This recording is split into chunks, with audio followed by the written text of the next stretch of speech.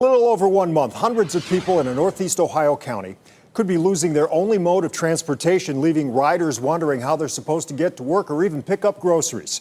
News 5's Caitlin Hunt spoke with a woman who says the whole thing has her scared for her future. Come August 31st, these Wayne County transit buses will be off the road.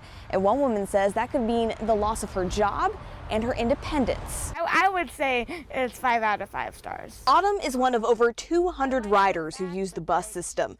She simply calls the service and the bus arrives outside her apartment to pick her up, allowing her to work and keep her independence.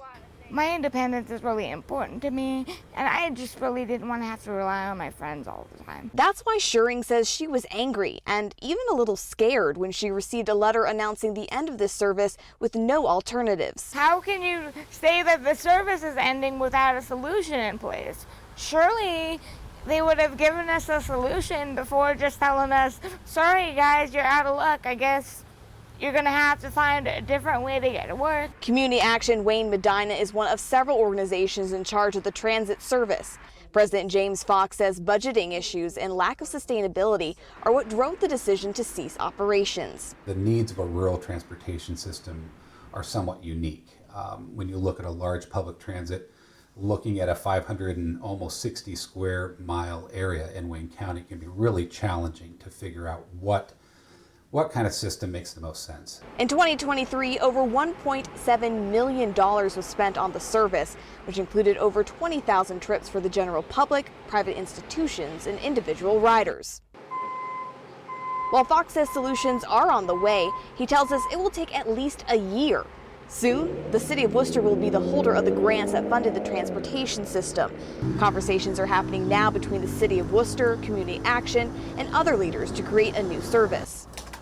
Fox is reaching out to churches and other nonprofits for volunteer drivers and buses to help the people who can't wait a year for a ride. As a community action agency, we see the impact of poverty. We see the impact of that working poor, the population that is trying and doing everything that they're supposed to do, and they're just one crisis away from chaos.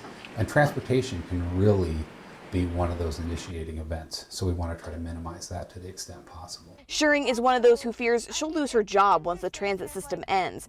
And she says she'll be spending the next month researching transportation options. People need this service.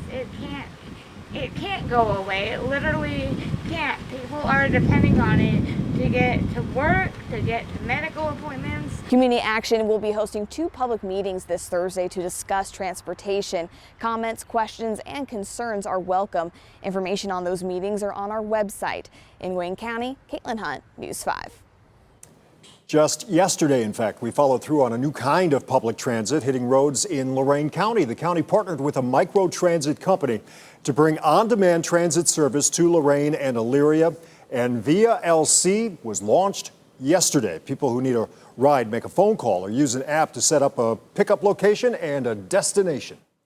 Yeah, it was an elder woman picked up from home. She came to a church, and then from the bank to Walmart, and then I guess she's going to request another trip back home.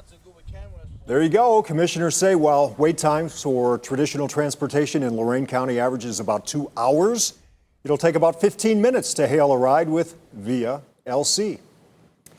According to the Ohio Public Transit Association, Ohio's 67 public transit systems and mobility management providers provide 59 million rides per year across 70 counties and generate $2 billion in economic activity every year. The flip side, the Bureau of Transportation Statistics found that just 1% of working Ohioans used public transportation to get to work in 2022.